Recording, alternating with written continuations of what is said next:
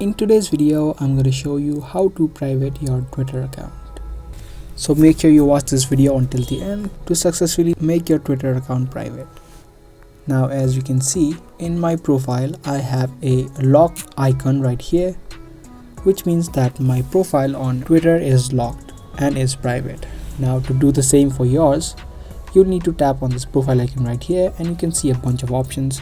You'll need to tap on this support, settings and support, and again tap on settings and privacy. From here, you'll have again a bunch of options. You'll need to tap on privacy and safety and enter the first option, which is audience and tagging.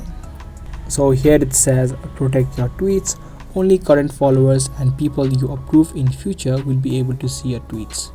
So what this means is only the current followers who you have on your Twitter account will be able to see and tag you in tweets, or the people who follow you in the future, for them you'll need to accept their follow requests for them to able to see your post or your tweets on your account. You can toggle this option on like so, and your account of Twitter will be made private instantly.